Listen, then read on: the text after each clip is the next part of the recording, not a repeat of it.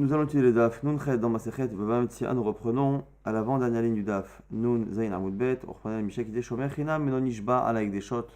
Le Shomer Chinam, celui qui est gardien bénévole, ne jure pas par rapport à une faute qu'il aurait pu commettre par rapport à un Ekdesh. Donc un gardien a certaines responsabilités. Lorsqu'il est gardien bénévole, la responsabilité est faible, mais parfois, il est tout de même responsable lorsqu'il a vraiment un comportement négligent.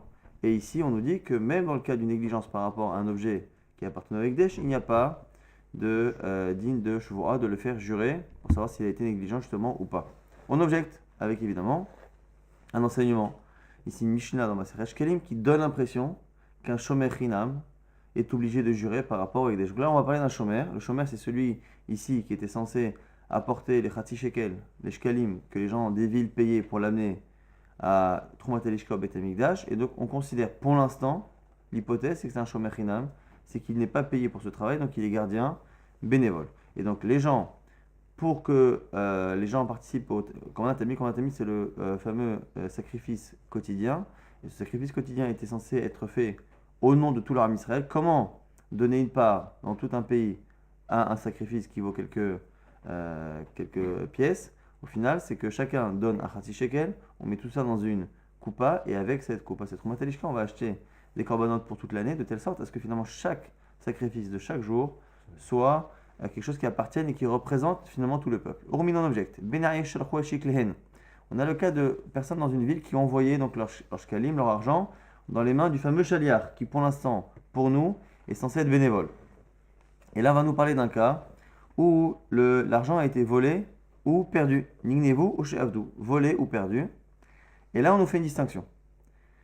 Est-ce que les personnes qui sont au Beit HaMikdash et qui sont censées acheter avec l'argent des animaux pour faire les sacrifices, est-ce que on a appris la perte de l'argent avant ou après l'achat des sacrifices? Et en fonction de cela, on verra qui est perdant. Si la trouma a déjà été prélevée, c'est-à-dire qu'au Beit HaMikdash, on sait que certaines villes ont donné mais que l'argent n'est pas arrivé, et donc en leur nom, on prend l'argent qu'il y a dans la coupa, on sait qu'il n'y a pas encore l'argent des gens de la ville X, mais on prend en leur nom les corbanotes. Du coup, Nishvaim la Gizbarin, au final, on estime que c'est comme si l'argent avait été donné, et donc qui est perdant dans cette histoire si l'argent a disparu? C'est le Beit HaMikdash. Le Gizbar du Beit HaMikdash est perdant, et comme il est perdant, si on doit faire jurer le Shomer, ici le gardien qui était censé être le Shaliach, on le fera jurer à qui? À ceux du Beit HaMikdash, parce qu'on le fait jurer par rapport à effectivement celui qui réclame. Ve'imlav, et sinon, c'est-à-dire qu'on a appris que ça a été volé avant même qu'on prenne la trouma dans la coupa, Nishbaim livnair, où on fait jurer le Shomer sur qui? Face aux gens de la ville, parce que c'est eux qui devront payer une seconde fois. Et donc eux, ils veulent d'abord savoir si la personne n'a pas mis l'argent dans sa poche. Et du coup, s'il a juré, les gens de la ville doivent récupérer encore une fois, ressortir un Chatzi Shekel chacun. Si l'argent a été retrouvé ou que les voleurs l'ont rendu. Et l'ouvelouch shkalim, et maintenant on nous parle au niveau de la lachot de Gdusha, les deux, l'argent qui a été donné la première fois et l'argent qui a été donné en contrepartie, les deux ont un statut de shekel. Et on ne peut pas dire que non, c'est un acompte pour l'année prochaine. Donc les deux sont comptabilisés pour le shekel et la trouma de cette année. Ce qui est intéressant ici, encore une fois, c'est que nous on a dit qu'un gardien bénévole n'a jamais à jurer lorsqu'il est négligent ou lorsqu'on le soupçonne d'être négligent par rapport à un bien qui était Ekdesh. Or là ici, on voit que sur le shekel, on le fait jurer. Et on le fait jurer à deux types de personnes. Si les gens de la ville doivent payer une seconde fois, on le fait jurer face à eux. Si c'est le Beit HaMikdash qui est perdant de cet éventuel vol ou perte, il jurera face à eux. Alors, on va dire, c'est un problème. Amash Moued, je me réponds. On ne parle pas d'un chômeur bénévole, mais d'un chômeur payé, rémunéré. Le problème, c'est quoi? C'est que nous, on a vu dans la Mishnah que même rémunéré, il ne doit pas jurer. Mais il ne jure pas par rapport à la valeur de ce qu'il a perdu. Il jure pour récupérer son salaire. C'est-à-dire qu'au final, un gardien, rémunéré ou pas, il ne devra jamais jurer par rapport à l'argent qu'il est censé avoir perdu. Par contre, s'il est coupable de négligence, on ne va quand même pas lui payer son salaire. Donc, le fait qu'il ait une responsabilité par rapport au Ekdesh, ça n'existe pas. On a vu, c'est Re'eu, c'est ton prochain et pas le Ekdesh. Mais ici, son salaire, il ne prend son salaire que s'il a fait son travail correctement. S'il a été négligent, qu'il soit pas chayav, la chariout par rapport au bien, c'est une chose, la Torah. Mais le fait qu'il mérite son salaire dépend tout de même du travail qu'il a fait. Et donc, du coup, c'est ce qu'on nous dit Shmuel ici. Lorsqu'on dit qu'on le fait jurer, on le fait jurer par rapport à son salaire. Là, il m'a dit, mais c'est pas possible, pourquoi? C'est qui le paye? Les gens de la ville. C'est les gens de la ville qui ne veulent pas aller chacun voyager pour un demi-shekel. Donc, comme son seul patron, c'est les gens de la ville, comment dans la Mishnah, on m'a dit que ça dépend. En fonction de qui a perdu, il jure soit face aux gens de la ville, soit face au Gizbarim du Beth Amikdash. Mais s'il jure pour récupérer sa paye, pourquoi il va jurer face au Gizbarim? Ça n'a pas de sens, c'est pas eux qui vont le payer. Et Achini Jmaim, la Gizbarim, mais comment c'est possible qu'on nous dise qu'il jure au Gizbarim? Dans tous les cas, c'est face aux gens de la ville qu'il doit jurer, puisqu'il jure selon toi, Shmuel, pour récupérer son salaire. Rabba explique, Ma Rabba, Yishbaim, Livne'air, Bema'amad Gizbarim. Quand on a dit qu'il jure devant les Gizbarim, c'est pas qu'il jure face à eux, c'est-à-dire pour eux. Il jure pour les gens de la ville, pour que les gens de la ville le payent, mais en présence des Gizbarim. Ah, mais pourquoi la présence des Gizbarim du Beth Amikdash est importante? Pourquoi? Kechi delo nar shedinhu, pour pas qu'il soit chojdim. Parce qu'au final, qu'est-ce qui se passe ici? Il va faire perdre deux personnes. Il va faire perdre aux gens de la ville le salaire, parce il veut que les gens de la ville versent son salaire, donc il doit jurer devant eux. Mais au final, dans un cas où la trouma a déjà été prise, il y a tout de même ici l'argent même des shkalim qui sera perdu pour le Beth Amikdash. Et donc, qu'il jure d'un côté pour récupérer son salaire, c'est une chose, mais on veut au passage que le Gizbar du Beth Amikdash soit présent pour qu'il ne puisse pas penser que la disparition de ces shkalim soit due à une négligence de la personne ou à une malhonnêteté.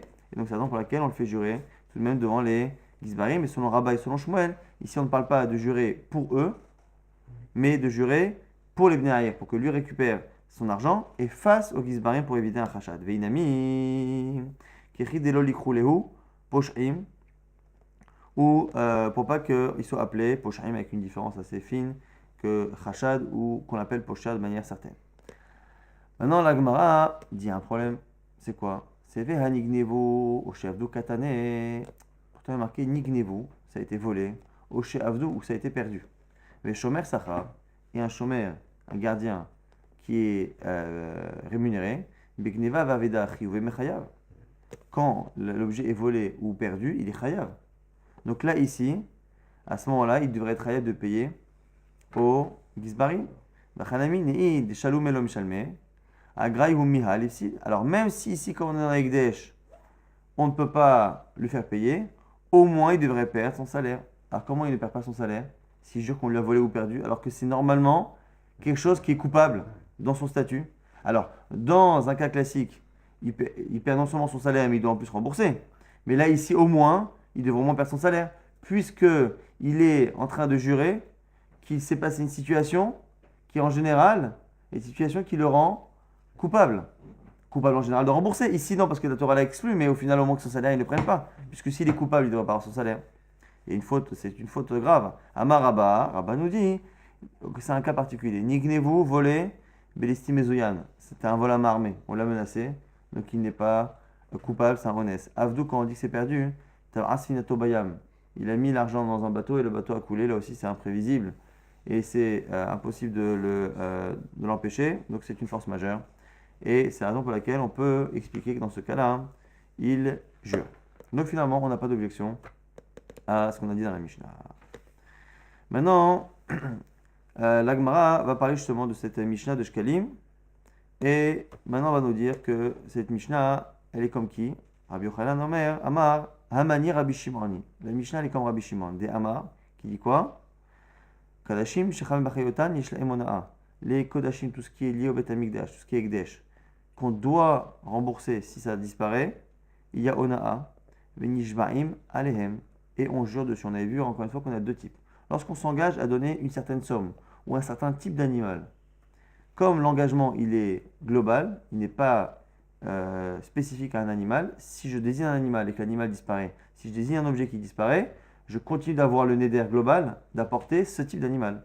Si par contre, donc c'est ce qu'on appelle ici, il y a Achariyut, il a la responsabilité si l'animal disparaît. Si par contre, il a donné un statut de Ekdesh à un objet, à un animal, le statut d'Ekdesh n'est que sur l'animal, il n'y a pas d'engagement déconnecté de l'animal, et donc si l'animal disparaît, Shalom à l'Israël, il n'a rien à rembourser. Alors, on nous dit, si attends, tu es en train d'expliquer la Mishnah elle parle de Kedashim Shechav Chayutan. La Mishnah elle parle donc de Ekdesh sur lequel il a une responsabilité, mais la Mishnah a parlé de deux cas. Un cas où les gens de la ville doivent rembourser, un cas où les gens de la ville ne doivent pas rembourser. Donc il y a les deux cas. Quand ils doivent rembourser, effectivement ça s'appelle qu'il y a Hariyut. Quand ils ne doivent pas rembourser, il n'y a pas d'Achariyut. Donc les deux cas sont cités. Ah, Tina Racheloni Trema Trouma. Misheni Trema Trouma. Kedashim Shenocha Bachayutan Ninhu.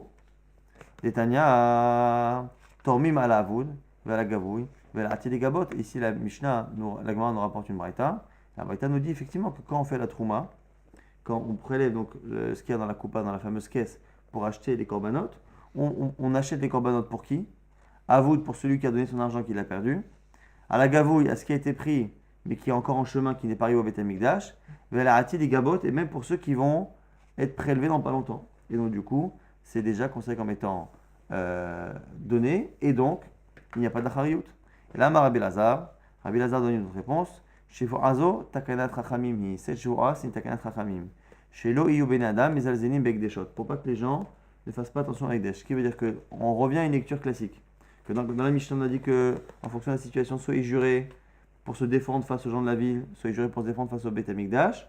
Effectivement, c'est un serment classique pour la valeur de ce qu'il a perdu, et non pas pour son salaire, comme avait expliqué Rabba et Shmuel. Simplement, si tu demandes comment on le fait jurer, alors que normalement, par rapport au Ekdesh, un chemin ne jure pas Minatora. Et on a dit ici que, sur le Rabbi Lazar, c'est un serment qui n'est que des Rabbanan, c'est Takanat Rachamim, pour éviter que les gens fassent moins attention à Ekdesh. Je crois qu'on a deux réponses finalement. Pourquoi? Alors que dans notre Mishnah, on a dit qu'on ne jurait pas, on ne faisait pas jurer un shomer par rapport à quelque chose qui appartient à Ekdesh. Pourquoi dans la Mishnah, on a l'impression que oui? Deux explications. Soit la première, c'est qu'en fait, il ne jure pas par rapport à l'argent qu'il a perdu, mais il jure pour récupérer son salaire. Ça, c'est Rabba et Shmuel. Soit, réponse de Rabbi Lazar, c'est que c'est une choix. La Mishnah parle du din Torah, et ici, la Braïta et l'autre Mishnah parle de din de Rabbanan. Maintenant, on reprend la suite de la Mishnah qui avait dit que Nosé Sachar, pareil, et non Meshalem, Nosé Sachar, celui qui prend un salaire justement, il ne jure pas sur les karkaot, les terrains, sur les serviteurs, sur les ekdesh qu'on lui a laissé garder et qu'il a perdu. Alors maintenant, on va objecter là aussi avec une braïta. Ramele Rav Yosef Bachama, les Rabba. Donc Rav Yosef Bachama a montré une contradiction devant Rabba. Nan, chez nous on a dit Nosé Sachar et Nom Shalem. On a dit chez nous un Nosé Sachar, un gardien qui prend un salaire, il ne payera pas par rapport au ekdesh. Urminhi, et moi je t'objecte avec une braïta qui dit quoi? Asocher et apoel, lishmor et apara, lishmor et atinok, lishmor et azraim. Celui qui paye quelqu'un pour lui garder une vache, ici c'est la vache rousse. Donc c'est quelqu'un qui est payé avec l'argent du Ekdesh et il est payé pour garder le para, lishmor atinok, où il garde l'enfant qui servait dans le dîme de Paradouma. Il fallait utiliser un enfant qui grandissait au Beth Amikdash pour être certain qu'il ne soit pas impur, ainsi de suite. Lishmor et azraim, ou pour garder les Seorim qui serviront pour le Minchat Haromer. En tout cas, là-bas, il y a un shomer, un gardien qui est là pour s'occuper de la vache rousse, de l'enfant ou des Zraïm. En notnimlo srar Shabbat. On ne lui donne pas, il est payé au jour. On ne pourra pas le payer à la fin de la journée de Shabbat. Pour le travail de Shabbat, c'est un problème évidemment de srar Shabbat. Donc du coup quoi? Les fichar en achariyut Shabbat alav. C'est pourquoi il n'a pas de responsabilité par rapport à ce qui peut advenir Shabbat. Comme il n'est pas payé, il n'est pas engagé. Aya Srir Shabbat, Srir Chodesh, Srir Shana, Srir Shavua. Si il est engagé pour une durée de Shabbat, 7 jours, c'est une semaine, Chodesh, un mois, Shana, une année, Shavua, un septennat. Notre Nimlo sera Shabbat. On lui donnera le salaire de Shabbat parce qu'il est inclus, il est nivla, et lorsque c'est nivla, c'est autorisé. Les Ferach Hariyot Shabbat alav, et du coup, il redevient responsable. Donc on nous explique ici comment éviter le problème de Srar Shabbat. C'est il faut payer quelqu'un à la semaine, au mois, à l'année, ainsi de suite, c'est-à-dire être mavli à faire avaler le jour de Shabbat et son salaire dans un ensemble plus important. Elle m'a dit alors quoi? Il a les Shalem, là-bas on a l'impression qu'il est une hariyut. Donc il est une hariyut, c'est-à-dire qu'on a dit finalement, si on l'engage à la semaine et au mois, il sera payé donc pour le Shabbat et donc il sera responsable pour le Shabbat. Or, on parle là-bas de quelqu'un qui est censé garder la vache rousse, l'enfant, les Zraïm. Et donc, ça veut dire quoi? Ça veut dire que si on le fait payer Shabbat, c'est que on le fait payer même la semaine. On voit cette histoire. Et donc, on est en train de dire que la semaine et Shabbat, si on a été mavlir le Srar Shabbat, cette personne-là, si elle a été négligente par rapport à la para, au Tinok, aux Zraïm, on lui demandera de payer. Malav les Shalem. La Gemara tente la même réponse que tout à l'heure. L'eau, les acides Srao. Là aussi, non. Quand on dit qu'on le fait jurer, c'est le faire jurer pour qu'il récupère son salaire. Sinon, on dit quoi? Tu as été négligent? Ok, tu ne rembourses pas parce qu'on est dans une du Ekdesh. Mais ta négligence fait qu'au moins tu ne mérites pas ton salaire. Et donc il jure pour le salaire. La Gemara dit attends, c'est problématique ça. Shabbat alav. Achinami de l'asid Srao. Au mitle Srar Shabbat. La Gemara dit au début on a dit quoi? Il n'a pas d'achariyut Shabbat. Si on le paye au jour le jour, il n'a pas d'achariyut Shabbat. C'est-à-dire qu'il n'a pas de responsabilité sur le Shabbat. C'est-à-dire qu'on ne le fait pas jurer. Mais puisqu'on a dit que dans ces cas-là, il n'a pas de salaire Shabbat. Ou mitle Srar Shabbat. Il y a pas de... Comment tu peux dire qu'on le fait jurer et qu'il n'a pas d'achariyut? Pas d'achariyut, c'est-à-dire qu'on ne le fait pas jurer, mais tu es en train de dire qu'il n'a pas de salaire. Donc c'est pas chose qu'il n'a pas à jurer de toute façon. Mais hakatane et notim le Srar Shabbat. Et donc du coup, tu es obligé de dire que si on le fait jurer sur la valeur de ce qui est perdu. Encore une fois, pourquoi? Parce qu'on a dit au début, si on le paye au jour, lundi on le paye lundi soir, mardi soir, ainsi de suite. À la fin de Shabbat, on ne peut pas le payer comme on ne le paye pas, donc il n'a pas d'achariyut. Donc il n'a pas d'achariyut, c'est-à-dire quoi? C'est-à-dire qu'on ne le fait pas jurer. Mais c'est pas juste parce que tu es en train de dire qu'il n'a pas de salaire. Donc ça tourne en rond. La Gemara dit ishtik. Rabat n'avait pas pensé à cette éventualité, donc du coup, ici il n'avait pas de réponse. Marley, il a dit, donc Rabbi Yosef Bachama, il dit Mideh Shmialach Beha, est-ce que tu as entendu quelque chose qui peut éventuellement répondre à cette question? Amarlé, il a dit Aché Amarav Shechet. Rav Shechet a dit comme ça Beshekano Miyado. Ça, c'est le joker. C'est un cas où le shomer, il a acquis la chose, presque il a acquis une acquisition de la responsabilité. Minatora, il n'y a pas de responsabilité. Un shomer, Chinam, Sachar, il n'est pas responsable. Mais ici, il fait une sorte de kinyan. Il fait une acquisition de son engagement qui fait que l'on crée un nouvel engagement qui au niveau de la Torah à la base n'existe pas, mais on a créé un nouvel engagement entre lui et nous, c'est possible. C'est un nouveau contrat, et ce nouveau contrat avec le Kinyan Miyad fait qu'il sera responsable et qu'il devra jurer Vechen Amar Rabbi Yochanan, comme ça explique Rabbi Yochanan, Beshekano Miyado, c'est un cas où il y a eu un Kinyan particulier qui a fait justement qu'on a créé une responsabilité nouvelle. On avait dit dans la Mishnah que là où selon Tanakama, Ekdesh, il n'y avait pas de ces dynimes-là, on a dit que selon Rabbi Shimon, ça dépendait. Rabbi Shimon Omer, Kadashim Shechai Bachariyutan, des korbanot ou des choses Ekdesh sur lesquelles on a une responsabilité, c'est-à-dire qu'encore une fois, l'engagement est un neder global et si l'objet disparaît, le neder reste. Donc je suis obligé de rembourser autant de fois que ça disparaît. Une vache, elle disparaît, je prends une autre, elle disparaît, je prends une autre. Parce que moi, je me suis engagé à apporter un animal. Là-dessus, il y a Ona. Là-dessus, s'il y a un sixième de différence, il y a Ona. Si par contre, je me suis engagé, j'ai dit l'animal et Ekdesh, à ce moment-là, il n'y a pas d'engagement global, il n'y a pas d'Ona'a. Maintenant, il y a une braïta qui va essayer d'apporter un pasouk pour expliquer justement ce chilouk-là. Tane Tana Kamed Rabbi Yitzhak Bar Abba. Il y a une braïta qui a été enseignée devant Rabbi Yitzhak Bar Abba. Kadashim Shechayah Bachariyutan, le Ekdesh, sur lequel j'ai une responsabilité, Hayav, il y a Ona'a. Et pourquoi? Sheani Korebahen Bashem Vekichesh. Alors, en même temps, au passage là-bas, ça parle aussi d'Hacham Gezelot, que si ça a été volé, il faut apporter un korban Hacham. Pourquoi? Parce que c'est marqué là-bas, Bashem Vekichesh. Je vais vous lire le pasouk en entier. Nefesh Kiteheta, un homme, une neshama qui faute, ou Ma'ala Ma'al Bashem, et qui va, pas profaner, mais qui va transgresser par rapport à Hachem. Comment? Vekichesh Ba'amito Bepikadon. Kichesh, nier un engagement ou un objet que je possède. Baramito, normalement, baramito, c'est par rapport à son prochain, mais picadon par rapport au picadon. Alors là, ici, on va découper les mots de manière assez particulière. Ou ma'ala ma'al, normalement, c'est ou ma'ala ma'al, bachem. Mais on va dire différemment. Bachem vekichesh et vekichesh baramito. C'est-à-dire que le vekichesh qui est entre les deux, une fois on va le lier au mot d'avant, une fois au mot d'après, en sachant que quand on le lie au mot d'avant, pour le coup, on découpe, on charcute le pasouk. Nefesh kitaheta ou ma'ala ma'al, Bachem, avec Zakef Katon, normalement c'est ici que ça s'arrête. Vekichesh ba'amito ve pikadon. Et là-bas, on s'arrête. Mais en tout cas ici, on nous propose une dracha en disant quoi? Bachem vekichesh.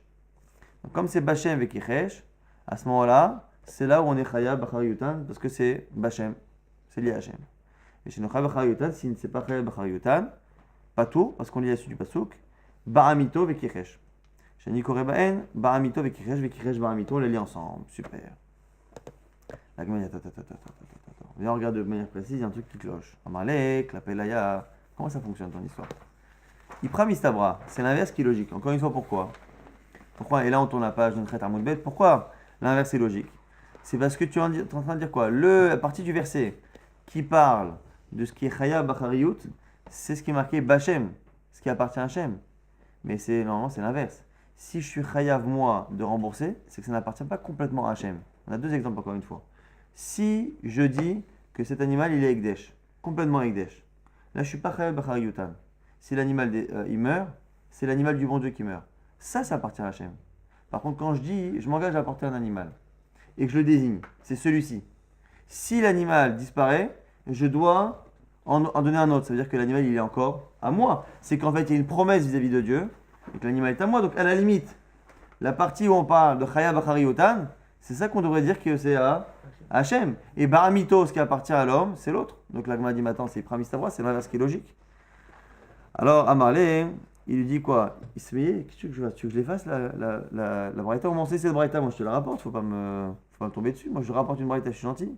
Il dit, c'est devant Rabbi Yitzhak qu'on enseigne cette braïta, donc il a rapporté. Amarlé, non. Je vais t'aider à l'expliquer. Lo achikama, kadashim shechaya bachariyutan, les kodashim sur laquelle il y a une chariyut, hayav, deitrabu mi bachem vekichesh. C'est pas que ça appartient à Hachem. C'est comme Bachem c'est en trop, c'est une manière de dire finalement que il y a une plus grande responsabilité parce que c'est vis-à-vis de Dieu. C'est imagé, on va dire. C'est pas que ça appartient à Dieu ou pas, c'est qu'il y a une plus grande responsabilité parce que c'est vis-à-vis de Dieu. Mais chez Nochav Achariyutan, Pato, Demeit, Ibaramito, Vekihesh, et l'autre, on fait une sorte de miaout du pasuk de Vekihesh, Baramito. Et donc, du coup, c'est pas qu'on est en train de dire que ça appartient à Dieu ou pas à Dieu, c'est une histoire de miaout et de ribouille. C'est la raison pour laquelle on peut finalement avoir une dracha qui est un peu à l'opposé du sens premier du verset, parce qu'on est dans un cas de ribouille et de miaout. On reprend la fin de la Mishnah qui avait dit que lorsqu'on vend Sefer Torah, une pierre précieuse, un animal, il n'y a pas de onaa. C'est-à-dire qu'il n'y a pas de limite. Alors, comment dire Rabbi Yehuda, c'était Rabbi Yehuda qui disait ça. Rami, non, il n'y a que ceux qu'on a cités, pas plus. Rabbi Omer, Afmocher Sefer Torah, même Sefer Torah, Margalit, une pierre précieuse, Behema, un animal, En la onaa, il n'y a pas d'onaa. Et la Gemara va expliquer la raison avec une braïta. Tanya Rabbi Yehuda Omer, Afmocher Sefer Torah, En la onaa, pourquoi Sefer Torah il n'y a pas d'onaa? Il fiche En Ketz les damer, car il n'y a pas de prix. Effectivement, ça n'a pas de prix la Torah. Quand on peut avoir 10 000 euros, on fait 10 000 euros. Si on ne pouvait pas avoir Sefer Torah à moins de 100 000 euros, est-ce qu'on se priverait d'un Sefer Torah? On paierait. Donc il n'y a pas de limite, il n'y a pas de prix à un Sefer Torah. Dans Behema ou Margalit, un animal, du bétail et Margalit, une pierre précieuse. Bon, une pierre précieuse, on l'achète pour quelques sommes que ça vaut, mais à un moment donné, quand ça vaut des millions, on n'est pas obligé de vivre avec des bijoux. Alors, Enaimona, pourquoi? Mipni chez Adam, rotse les avegan. Non. Il explique, on a vu à chaque fois, rappelez-vous, que parfois il n'y a pas onaa lorsqu'il y a un rapport particulier par rapport à l'objet. Là ici c'est quoi? C'est que l'acheteur peut avoir besoin d'associer cet objet qu'on lui propose avec un autre qu'il a déjà. Il est en train de faire une parure de diamants, il a besoin de diamants de cette taille et de cette pureté, il trouve un diamant qui lui manque, il est capable de mettre plus que le prix. Ah, le prix du marché c'est X, mais lui il s'en fiche, il faut absolument qu'il répare la parure de diamants, donc il est prêt à mettre plus. L'animal c'est pareil. Alors les Afghans ici, c'est couplé, entre guillemets, donc soit coupler des pierres précieuses, soit les animaux. Alors les animaux, quand on les met en couple, c'est soit pour faire des animaux avec une descendance, avec une certaine force, voilà, une fois avec des chevaux, avec des animaux, des vaches à lait ou des taureaux qui ont la force pour labourer, ou sinon simplement pour, voilà, je veux labourer, j'ai un taureau qui est fort, je ne peux pas le mettre avec un taureau qui est faible.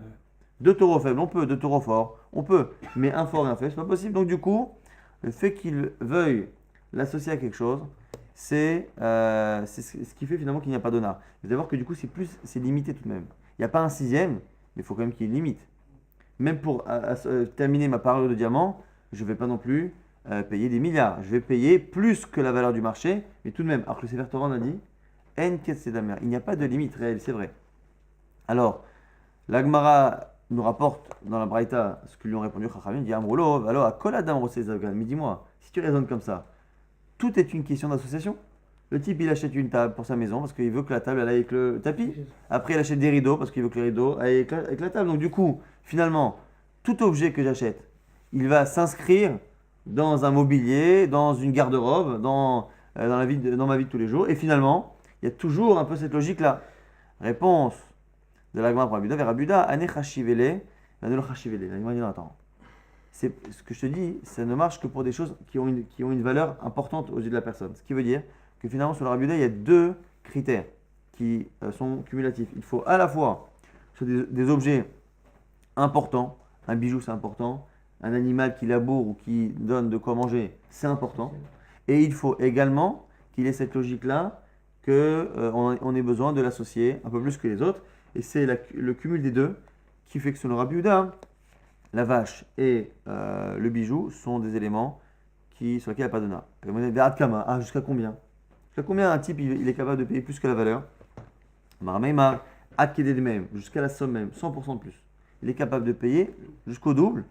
Après le double, là, on estime que là il y a vraiment honneur. Tanya, on rajoute Rabuda, Ben Betera, Omer, rajoute une autre catégorie. Afamocher, Sous, celui qui vend un cheval. Saïf, une épée. Ve Hatitom, c'est un bouclier. Milchama, en période spécialement de guerre. Il n'y a pas de na'a parce que la personne l'achète pour sauver sa vie et que la vie n'a pas de prix. Donc c'est la raison pour laquelle il n'y a pas de na'a. Maintenant on va passer à une Mishnah et à un passage un peu plus cool. C'est une Mishnah un peu de Moussa. Keshem she'ona'a bemikah ou imka. De la même manière qu'il y a ona'a, donc il y a l'interdit de léser quelqu'un et finalement de lui créer un dommage dans un cas d'une vente ou d'un achat. On a dit le vendeur, l'acheteur ne doit pas endommager la personne, car on a abidvarim. Il y a des dommages par la parole. Exemple, le premier exemple, il y a encore dans le magasin, on est encore dans les liens de Mekaromemka, on n'a pas le droit de dire à un commerçant, dis-moi combien ça coûte, alors que dans le fond, on n'a pas du tout envie de l'acheter. Alors il faut savoir que tout ce qu'on va parler ici d'Ona'a, c'est celui qui le fait avec une intention mauvaise. Si c'est le vendeur qui est venu vous harceler quand vous êtes rentré dans le magasin et que pour pas lui faire honte, vous lui demandez combien ça coûte alors que vous n'avez pas l'intention d'acheter, on n'est pas dans ce cas-là. Et à chaque fois, pareil, on va parler de certaines choses. Celui qui donne un surnom à quelqu'un et tout, on ne parle pas, encore une fois, de personnes qui sont bien intentionnées parce que, comme on le verra par la suite, tout ce digne de Ona'a, c'est marqué là-bas. V'yareta velokecha. Tu craindras Hachem, et la Gemara va dire tout de suite que de cette expression-là, tu vois que le dit de Ona Bidvarim, il n'y a que ton cœur qui sait si tu le fais ou pas. C'est pas un juge qui peut dire ah, il y a Ona, il n'y a pas Ona Bidvarim. On ne peut pas rentrer là-dedans. Déjà, il n'y a pas de rémunération. Mais également parce que finalement, c'est toi qui sais si cette phrase que tu as dite, tu l'as dite pour faire du mal ou pas. Mais celui qui, juste pour embêter un commerçant, il lui fait perdre du temps et il lui dit tiens, combien ça coûte, ainsi de suite. À ce moment-là, il y a Ona Bidvarim. Imaya Baal Tshuva, si le type il est Baal Tshuva, donc il a eu une vie passé qui n'était pas en accord avec la Torah, le Yomarlo il lui dira pas Zechor Ma'asecha Rishonim. Rappelle-toi ce que tu étais. Maintenant tu fais le religieux, mais rappelle-toi, attends, moi je t'ai vu ici, ici et là-bas. Imou Ben Gerim, si il est descendant de converti, le Yomarlo ne lui dit pas non plus Zechor Ma'asavotecha. Oh, calme-toi. Rappelle-toi que ton grand-père c'était X ou Y. Shnema, comme c'est marqué, Veger l'otone, Velot il hatsenu. Le guerre, le converti, tu n'as pas étonné autour. Intéressant ici, comment le Passouk parle d'un guerre alors que la Mishnah parle d'un Ben Gerim. Mais dans les commentaires, on explique pourquoi on parle de Ben Gerim. Parce que le Baal Tshuva, on lui rappelle son passé à lui. Là, ce qui est plus fort, c'est que le guerre, là, on veut lui rappeler même le marché de ses ancêtres, alors que le pauvre, il n'a rien fait. Mais en tout cas, intéressant qu'on parle de Ben Gerim, alors que le Passouk, encore une fois, parle de guerre. Mais c'est la même idée. Tanora Banan, c'est marqué dans Zimraïta, Lotono Ishet Amito. Lorsque la Torah a dit Lotono Ishet Amito, un homme ne doit pas, encore une fois, endommager. Voilà. Tono, on va dire que c'est Onaa, c'est endommager. Ne peut pas endommager son prochain. Alors, on tranche ici que c'est un dommage verbal. Maintenant, la Gemara va nous expliquer pourquoi. D'où je sais. Attends, Banad Varim, Oeno ila Banad Mamon, qui me dit que c'est un dommage par la parole et non pas un dommage financier. Chez Omer, Vechitim comprend ce qu'on a déjà dit, le dommage financier. Vechitim kerum kana mitecha ou kanomina mitecha. Lorsque tu vas vendre un bien à ton prochain ou acheter un bien à ton prochain, altonu ishetachiv, on avait dit. L'un ne pourra pas léser, endommager son frère.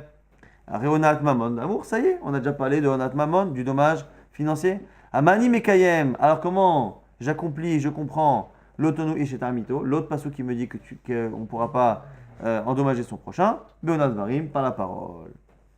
Haketsan, encore une fois d'exemple dans la Braïta, Baal Tshuva Yomalo Zechoma Secha Rishonim, à quelqu'un qui a fait Tshuva, on ne lui rappellera pas ses actions premières, mais il y a Ben Gerim s'il était fils de converti, Yomalo on ne lui dira pas Zechoma, ça va te rappelle-toi de l'action de tes pères, mais Yager.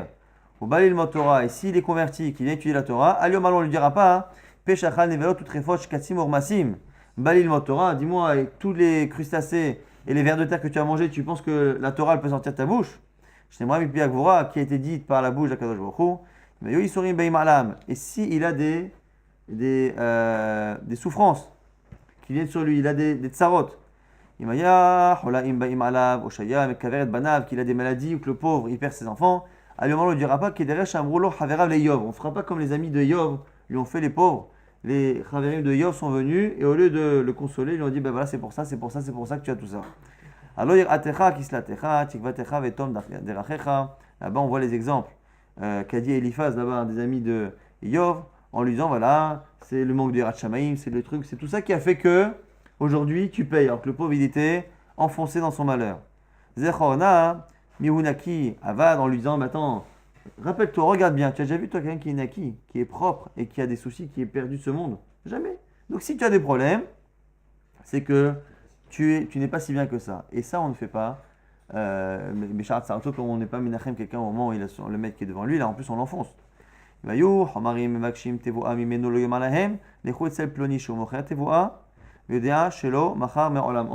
une autre blague. Mal intentionné, quelqu'un qui cherche, donc c'est des types des Khamarim qui s'occupent des ânes, et il cherche des graines ou de la récolte pour les animaux par exemple, et on lui dit bah, écoute, voilà, va, tu fais ça 30 km là-bas, il y a un type qui vend, en fait il n'y a personne, donc c'est un canular, mais mal intentionné.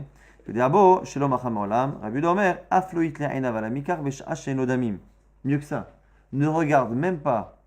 Alors, c'est plus fin, Rabbi Yehuda ici. Et l'a priori, c'est pas avec intention. Rabbi Yehuda, c'est plus fin. Tu passes devant un stand, tu sais que tu n'as pas d'argent, mais tu veux regarder pour toi, pour savoir pour demain. Le seul problème, c'est que le vendeur espère que ce regard va se terminer par un achat à la caisse, et finalement, non. Et donc, du coup, il y a un tsar. Alors, maintenant, on nous dit, la Gemara répond à une question qui n'a pas été posée, donc c'est un marche un peu à l'envers. Shari Adavam Asur la lèvre. Parce que la chose est liée au cœur. En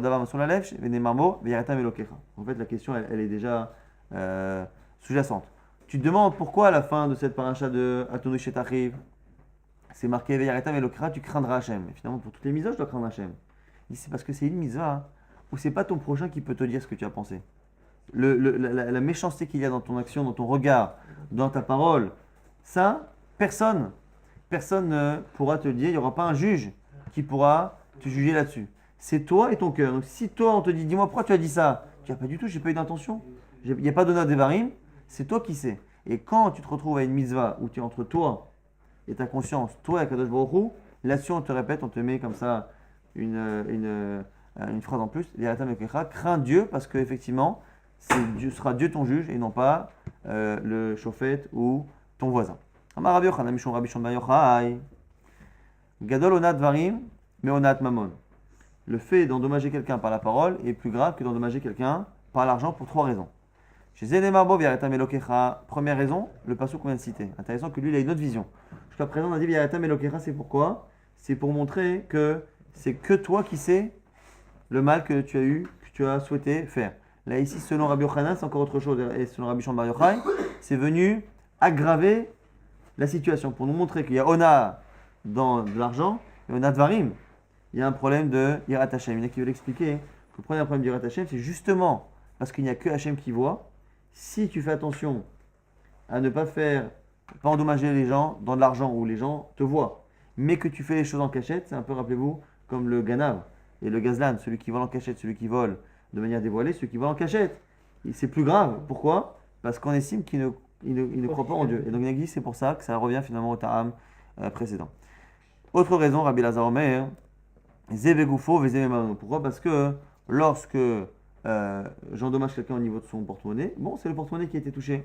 Et là, ici, c'est le corps, en tout cas la personne en elle-même qui est touchée par la parole mal intentionnée. Rachmuel, Banachman Yamar, Zenitan les Shavon, Vezéloinitan les Shavon. Pourquoi? Parce que quand on fait perdre de l'argent à quelqu'un, on peut réparer et lui rembourser. Par contre, lorsqu'on a fait du mal à quelqu'un, on ne peut pas tellement rattraper. Tane Tana, Kamedarav Nachman Bar Yitzhak, une braïta qui était citée devant Rav Nachman Bar Yitzhak, Kol Malbin, Penechavero Barabim, Keilu Shofer Damim, tout celui qui fait blanchir la face de quelqu'un en lui faisant honte en public. Keilu Shofer Damim, c'est comme s'il versait le sang. Alors, verser le sang, c'est l'expression qu'on dit en général pour tuer. Mais ici, il se peut que ce soit juste verser le sang, c'est-à-dire que c'est une petite mort, pas forcément une mort au sens propre du terme. Amarle, il lui dit Shapir Kaamart, tu as raison. Parce que tu as raison, je vois que la couleur du visage rouge disparaît pour laisser place à une pâleur. Alors Tosfot dit mais c'est pas vrai qu'on a honte, normalement on rougit. On rougit de honte. Alors il explique qu'on rougit, c'est quand le sang au départ il se concentre au niveau de la peau et après il part, bon, plus ou moins. La rougeur en général c'est plus la timidité dans les premiers instants, mais très souvent après, lorsque la personne réalise l'ampleur de ce qui arrive, la personne elle est plutôt proche du malaise et donc du coup elle vire plutôt au blanc. Amale Abaye les Ravdimi, Abaye dit Ravdimi, mais Marava mais Maïzeire. Explique-moi, toi Ravdimi, quelle est la particularité des gens d'Eretz Israël par rapport aux gens de Bavel, dont Abaye faisait partie justement des gens de Bavel. Amale il le dit, Barvouré à paix, dans le fait de blanchir les faces, c'est-à-dire qu'il faut attention de ne pas faire honte aux autres. Namar Rabbi Chanina, Karadia Rabbi Chanina, Kolordin les Geinom, Chutz Mishlosha. Tout le monde descend au Geinom sauf 3. Mais la kol sakadata quoi, tout Israël va au Geinom sauf 3, non. Et là, Eima kol yardim le Geinom, olim, chutz mishusha sheyardim ven olim. Tout celui qui va au Geinom pour des fautes finit par remonter à un moment donné, sauf 3. Alors Tosfot il dit c'est pas qu'il remonte jamais, mais qu'il remonte plus tard. Bon, on va pas rentrer dans les ascenseurs et dans les temps de remontée du Geinom. En tout cas, c'est les Kev Elohen, Abal et Shetish, celui qui a une relation avec une femme mariée malbin, Pinachavero Barabim, celui qui fait honte à quelqu'un en public. Vamchan et Shemra, la Chavero, celui qui donne un surnom mauvais à quelqu'un. Un surnom qui rappelle une tare familiale. Donc c'est ça la Gemara dit maintenant, mais au final, faire honte à quelqu'un en public ou lui donner un surnom négatif, c'est pareil. Le troisième cas n'est qu'une application pratique du deuxième.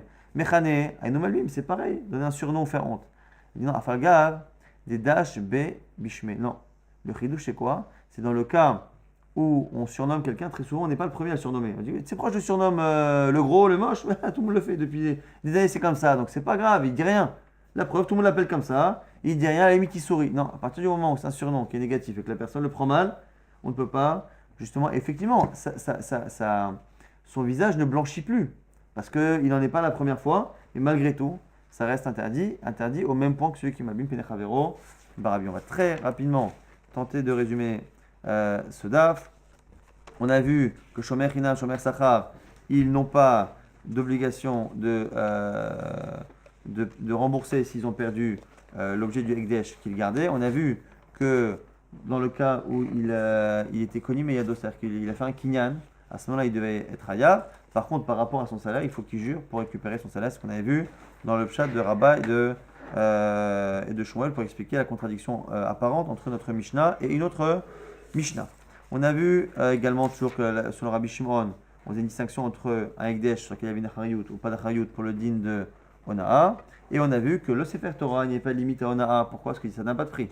Par contre, selon Rabbi Yehuda, c'est Rabbi Yehuda encore une fois, selon Rabbi Yehuda, un animal et un bijou, pourquoi il n'y a pas d'Onaa? Déjà, c'est jusqu'à où? C'est jusqu'à 100% de la valeur de plus. Donc, il paiera le double, pas plus. Et pourquoi? C'est parce que ça a une valeur particulière au niveau de la personne. Et en plus, on a tendance à vouloir les associer à d'autres bijoux, d'autres animaux que l'on a déjà à la maison. Selon Rabbi Ben Bétéran, on rajoute également en temps de guerre tout ce qui peut sauver la vie de quelqu'un. Parce qu'en effet, en plus, ça n'a pas de prix là-bas. La limite n'est pas donnée. A priori, la limite, il n'y en a pas. Parce que la vie, effectivement, est toujours plus importante que l'argent. Et après, on avait expliqué dans la Mishnah avec les Midrashim à quel point Onad Devarim, le fait d'endommager quelqu'un par la parole était grave. Et on dit effectivement que ça fait partie des cas où la personne qui est au Gaïnom ne remonte pas, ou pas tout de suite en tout cas. Et encore une fois, on a expliqué que c'était bien plus grave que le fait d'endommager quelqu'un par par l'argent, parce qu'encore une fois, non seulement ça touche le corps et non pas le porte-monnaie, parce que la Torah l'a dit, tu craindras Dieu, et qu'il faut que tu fasses plus attention que pour le reste, et également parce que là où un problème financier peut être réparé par justement de l'argent, ici, le mal qu'on a causé ne pourra pas être réparé.